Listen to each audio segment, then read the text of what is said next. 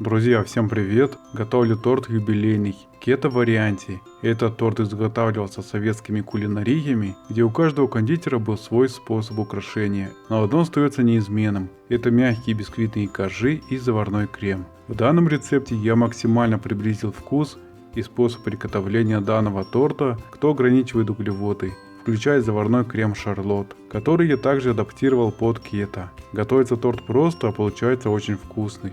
Давайте готовить. В яйца добавляю аллюлозу, соль и ванилин. Вымешиваю на высоких оборотах миксера, чтобы аллюлоза полностью растворилась, а яйца стали пышные.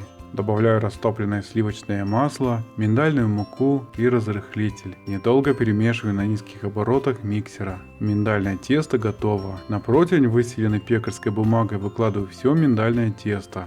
Распределяю тесто по всей площади противня. Размер моего противня указал под рецептом. Размеры вашего противня могут отличаться, это не принципиально важно. Противень с тестом убираю в заранее разогретую до 170 градусов духовку на 20 минут. В сотейник со сливками добавляю яйцо и аллюлозу. Помешивая, увариваю заварную основу до загустения. После того, как пошел пар, начинаю очень активно вымешивать заварную основу венчиком, чтобы она не прилипла к дну сотейника и не свернулась. По мере уваривания заварная основа начинает густеть до плотности сгущенного молока. Очень важно на этом этапе не переварить заварную основу и вовремя остановиться. Если заварная основа по плотности не дошла до сгущенного молока, значит она не готова, и нужно продолжать ее уваривать на медленном огне, активно вымешивая венчиком. Обратите внимание, что заварная основа очень схожа со сгущенным молоком.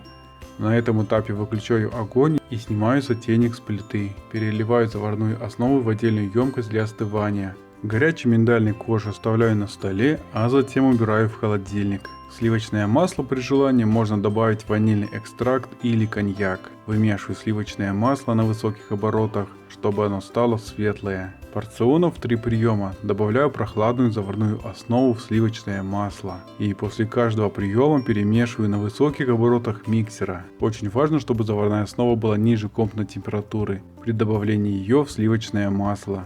Невмешанные остатки снимаю с соседней чаши силиконовой лопаткой. Окончательно перемешиваю миксером. Вот такой гладкий и стабильный заварной крем получился. Убираю крем в холодильник. На холодный миндальный корж выкладываю больше половины заварного крема. Распределяю крем по всей площади коржа.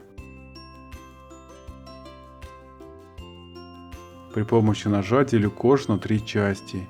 Поочередно укладываю каждую миндальную полоску друг на друга. Разрезаю коржи еще напополам ножом.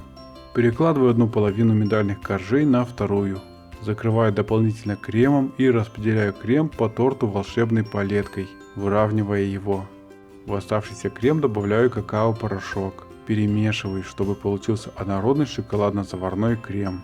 Из шоколадного крема формирую декор в виде кремового ободка с насадки и ракушка. Работаю в темпе, чтобы крем не растаял. Если крем стал мягкий, уберите его в холодильник и потом заправляйте в кондитерский мешок. Готовый торт убираю в холодильник. После того, как крем охладился, обсыпаю торт дробленым фундуком. Вы можете вместо фундука использовать грецкие орехи, орехи пекан или арахис. Кето-торт юбилейный получился именно такой, как оригинальный советский торт из кулинарии того времени. Миндальные коржи с заварным кремом, шарлотт, шоколадным кремом и орехами – это отличный выбор для всех, кто любит сладкое, но ограничивает углеводы в своем рационе. Делайте вкусные праздники и радуйте себя хорошими десертами. Приятного аппетита!